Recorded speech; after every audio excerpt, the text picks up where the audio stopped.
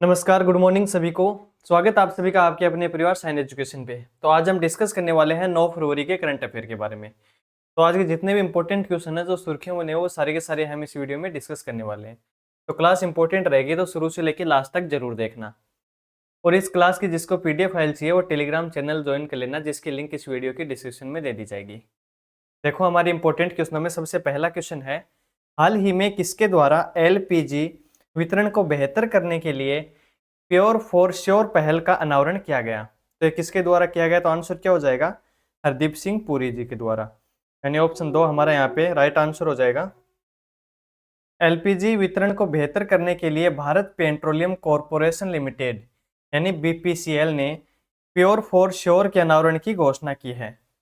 गोवा में भारत ऊर्जा सप्ताह 2024 में पेट्रोलियम और प्राकृतिक गैस मंत्री हरदीप सिंह पुरी द्वारा इस पहल का उद्घाटन किया गया। बीपीसीएल के अध्यक्ष और प्रबंध निदेशक कौन है? तो आंसर क्या हो जाएगा?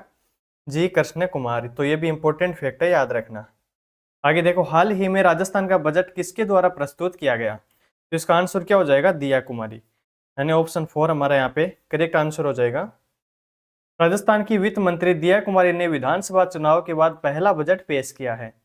20 साल बाद यह पहला मौका आया है कि जब मुख्यमंत्री के अलावा पूर्णकालिक वित्त मंत्री ने बजट पेश किया है। ये राजस्थान की बात हो रही है।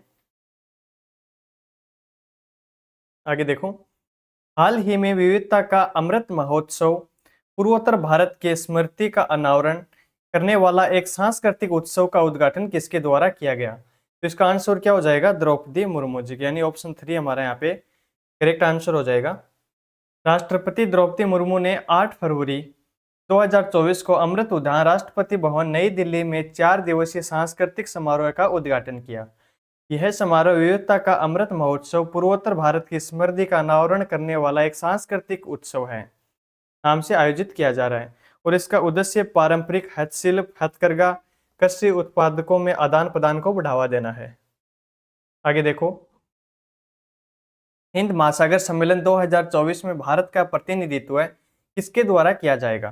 तो इसका आंसर क्या हो जाएगा? एस जयशंकर जी के द्वारा, यानी ऑप्शन 2 हमारा यहाँ पे करेक्ट आंसर रहेगा। भारत 9-10 फरवरी 2024 को ऑस्ट्रेलिया में आयोजित होने वाले हिंद महासागर सम्मेलन में भाग लेगा। कब हो रहा है ये? 9-10 फरवरी, यानी 2 दिन चलेगा। ऑस्ट्रेलिया के पर्थ में आयोजित होने वाला इस सम्मेलन का 7वां संस्करण है। तो ये भी क्वेश्चन बन सकता है, कौन सा संस्करण है ये? तो ये है 7वां संस्करण हिंद महासागर सम्मेलन 2024 का। आगे देखो, 7वें हिंद महासागर सम्मेलन में भारत का प्रतिनिधित्व विदेश मंत्री कौन है? एस जयशंकर करेंगे। और इस संस्करण का जो विषय है वो क्या है? एक स्थिर और टिकाऊ हिंद महासागर की ओर। ये पूरा का पूरा इसका क्या रहेगा? विषय है। अब देखो, बात आती है ऑस्ट्रेलिया की, तो इसकी राजधानी कैनबरा, मुद्रा है ऑस्ट्रेलिया डॉलर, और प्रधानमंत्री कौन है? Anthony Albanese. तो ये भी याद रखना। नेक्स्ट है, हाल ही में किस राज्य या केंद्र शासित प्रदेश सरकार ने ट्रांसजेंडरों के लिए मुफ्त बस यात्रा की घोषणा की है? तो इसका आंसर क्या हो जाएगा? दिल्ली, यानी ऑप्शन 1 हमारे यहाँ पे करेक्ट आंसर हो जाएगा। ये घोषणा अरविंद केजरीवाल जी के द्वारा अभी की गई है। दिल्ली के मुख्यमंत्री अरविंद केजरीवाल ने महिलाओं के लिए मौजूदा योजना के समान ट्रांस पर्सन के लिए भी मुफ्त बस योजना की घोषणा की है। प्रस्ताव कैबिनेट में पेश किया जाएगा और मंजूरी मिलने पर कुछ ही हफ्तों में इसे लागू कर दिया जाएगा। इस योजना का उद्देश्य ट्रांसजेंडर समुदाय को सुविधा और समान अधिकार प्रदान करना है, जिसे कई वर्षों से उपेक्षित किया गया है। अगला क्वेश्चन देखो, हाल ही में किसने wildlife photographer of the year people's choice award जीता है? तो इसका आंसर क्या हो जाएगा? निमा सरीखानी, ऑप्शन 2 यहाँ पे करेक्ट आंसर रहेगा। और ये देखो, ये फोटो है, इस फोटो के लिए ये अवार्ड इनको मिला है, सोते हुए भालू का है। निमा सरीखानी ने wildlife photographer of the year people's choice award जीता है। सरीखानी ने नॉर्वेजियन द्वीपों पर ध्रुवीय भालू की खोज में 3 दिन बिताए। आइस बेड शीर्षक वाली विजेता छवि में एक ध्रुवीय भालू को बर्फ पर शांतिपूर्वक सोते हुए दिखाया गया है। जैसा कि आप फोटो में देख सकते हो, ये भालू है और ये बर्फ के ऊपर शांतिपूर्वक सो रहा है। वार्षिक प्रतियोगिता प्राकृतिक इतिहास संग्रहालय द्वारा आयोजित की जाती है, जिसमें आश्चर्यजनक वन्य जीव फोटोग्राफी का प्रदर्शन किया जाता है। नेक्स्ट क्वेश्चन है, स्विट्जरलैंड टूरिज्म ने हाल ही में किस भारतीय खिलाड़ी को सम्मानित किया? इसका आंसर क्या हो जाएगा? नीरज चोपड़ा। ऑप्शन 3 यहाँ पे करेक्ट आंसर रहेगा।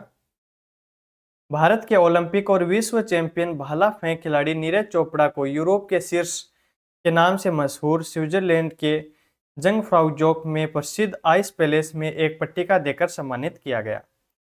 चोपड़ा ने स्मारक पट्टिका का अनावरण किया और पर्यटकों के आकर्षण के लिए अपना एक भाला दान किया, जिसे पट्टिका के साथ प्रदर्शन किया जाएगा। आगे देखो, हाल ही में किसने 74 केजी वर्ग में राष्ट्रीय कुश्ती चैंपियनशिप जीती है? तो इसका आंसर क्या हो जाएगा? नवीन मलिक। ऑप्शन 2 यहाँ पे हमारा करेक्ट आंसर हो जाएगा। राष्ट्रमंडल खेलों के स्वर्ण पदक विजेता नवीन मलिक राष्ट्रीय कुश्ती चैंपियनशिप में पुरुषों के फ्री स्टाइल 74 केजी वर्ग में विजयी हुए। मलिक को पूर्व विश्व जूनियर कांस्य पदक विजेता यश तुषीर से कड़ी चुनौती का सामना करना पड़ा, लेकिन 5-4 से मामूली अंतर से जीत हासिल करने में वे सफल रहे। आगे देखो, 25वां लोरियस विश्व खेल पुरस्कार का आयोजन कहाँ किया जाएगा? तो इसका आंसर क्या हो जाएगा? मैड्रिड। ऑप्शन 1 यहाँ पे हमारा करेक्ट हो जाएगा। 25वां लोरियस विश्व खेल पुरस्कार 22 अप्रैल 2024 को मैड्रिड में आयोजित किया जाएगा। तो डेट याद रखना, ये 22 अप्रैल 2024 को। जगह कौन सी है? मैड्रिड में। पुरस्कार समारोह में 2023 के महानतम खिलाड़ियों और उनकी टीमों को सम्मानित किया जाएगा, जिसमें विजेताओं को प्रतिष्ठित लोरियस स्टैच्यू प्रदान होगा या प्राप्त होगा। यह कार्यक्रम मैड्रिड की एक प्रतिष्ठित इमारत पलासियो डी सिबेल्स में होगा और पिछले वर्ष की सबसे यादगार खेल उपलब्धियों का जश्न मनाया जाएगा। नेक्स्ट देखो, हाल ही में जारी टेस्ट बॉलिंग रैंकिंग में टॉप स्थान किसने प्राप्त किया है? तो इसका आंसर क्या हो जाएगा? जसप्रीत बुमराह, यानी ऑप्शन 4 यहाँ पे करेक्ट रहेगा। जसप्रीत बुमराह ने 2024 के दौरान टेस्ट क्रिकेट में असाधारण गेंदबाजी प्रदर्शन किया और 2 बार 5 विकेट लेने का कारनामा हासिल किया। बुमराह की उपलब्धियां उन्हें टेस्ट मैचों में गेंदबाजी चार्ट में शीर्ष स्थान पर पहुंचाने वाले चौथे भारतीय खिलाड़ी और विशेष रूप से पहले तेज गेंदबाज के रूप में चिन्हित करती है, और इस संबंध में वह अश्विन, रविंद्र जडेजा, बिशन बेदी जैसे गेंदबाजों की सम्मानित श्रेणी में शामिल हो गए। आगे देखो, चीन के जेलोंग 3 रॉकेट ने कितने उपग्रह प्रक्षेपित किए हैं? तो इसका आंसर क्या हो जाएगा? 9 उपग्रह, यानी ऑप्शन 3 यहाँ पे करेक्ट हो जाएगा। चीन द्वारा विकसित जेलोंग 3 रॉकेट ने यांगजियांग के तट पर एक फ्लोटिंग यानी तैरते हुए बाढ़ से 9 उपग्रहों को सफलतापूर्वक कक्षा में प्रक्षेपित किया। वाणिज्यिक अंतरिक्ष क्षेत्र में विस्तार के लिए राष्ट्रपति शी जिनपिंग का जोर संचार, रिमोट सेंसिंग और नेविगेशन के लिए उपग्रह नेटवर्क के निर्माण में महत्वपूर्णता को रेखांकित करता है। अब इस रॉकेट की क्षमता है 1500 किलोग्राम पोलैंड को 500 किमी की कक्षा में ले जाने की है। आगे देखो, किस राज्य सरकार ने मुख्यमंत्री वयोश्री योजना की शुरुआत की है? कौन सी योजना? ये मुख्यमंत्री वयोश्री योजना। तो इसका आंसर क्या हो जाएगा? महाराष्ट्र। ऑप्शन 3 यहाँ पे हमारा करेक्ट आंसर हो जाएगा। महाराष्ट्र के मुख्यमंत्री वयोश्री योजना शुरू करने का निर्णय लिया, जिससे 15 लाख वरिष्ठ नागरिकों को लाभ प्राप्त होने की संभावना है, जो कि शारीरिक या मानसिक विकलांगता से पीड़ित हैं। उन सबको ये लाभ मिलेगा। 65 वर्ष से अधिक आयु के इन नागरिकों की जांच की जाएगी और पात्र पाए जाने पर लोगों को 3000 रुपये का भुगतान किया जाएगा। ये योजना लगभग 480 करोड़ रुपए की लागत से सभी जिलों में लागू की जाएगी। नेक्स्ट है, हाल ही में भारतीय पर्यटकों के लिए 15 दिवसीय वीजा मुक्त नीति की घोषणा की है। तो इसका आंसर क्या हो जाएगा? ईरान। ऑप्शन 2 यहाँ पे हमारा करेक्ट हो जाएगा। पिछले कुछ महीनों में वियतनाम, थाईलैंड और श्रीलंका के बाद भारतीय पर्यटकों को वीजा मुक्त पहुंच देने वाला ईरान नवीनतम देश बन गया है।